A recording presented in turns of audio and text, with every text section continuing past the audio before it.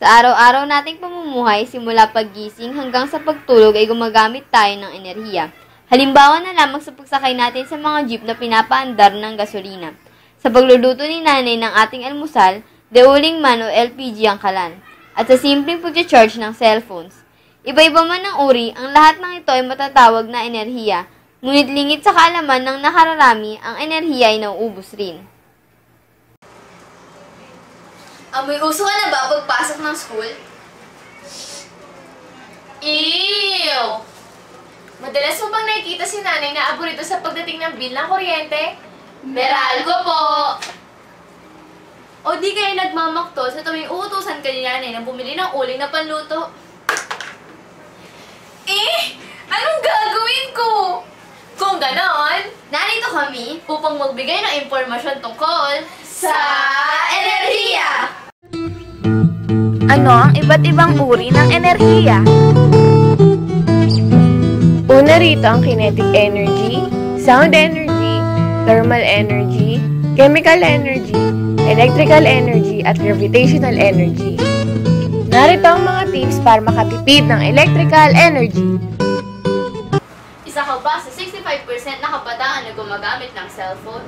Kung ganon, alam mo ba na ang charger na naiwan pa sa outlet na nakasaksak ay kumukonsumo pa rin ng kuryente kahit na natanggal mo na ang cellphone mo dito?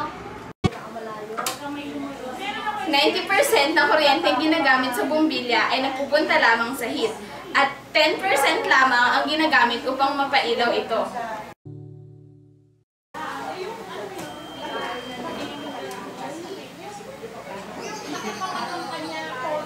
Kagaya mo ba siyang nagpapalamig sa ref?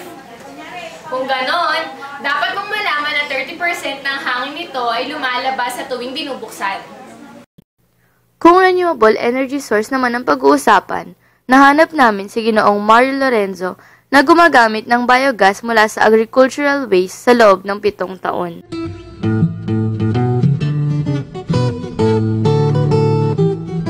May nakapagsabi din sa akin yan. Kaya pinunta namin si Director Nanding Ablasa ng DOST. Pinakita sa amin kung paano yung paggawa.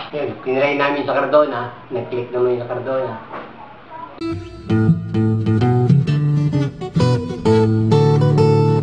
Kung pang household lang gamit nyo, yung isang drum ay mag-supply sa isang bahay. Basta continuous lang ang kanyang pagpapasok mo ng giniling na gulay, yung mga dumi ng tao, lahat ng waste nyo, hindi mapupunta.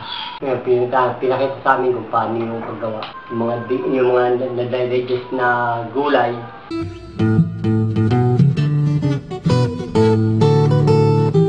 Friendly yun. Dahil sa hindi na kayo magtatapon ng kung ano yung basura sa yung mga nadidigest na gulay. Doon mo nilang ilalagay. Siyempre, magagamit mo pa yun, nare-recycle mo.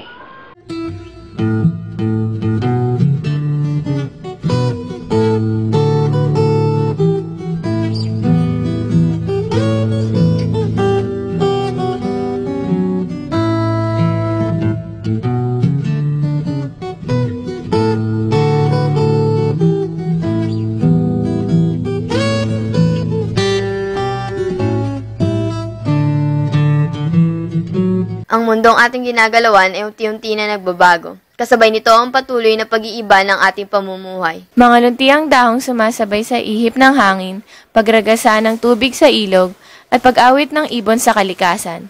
Maaabutan pa kaya ito ng susunod na henerasyon?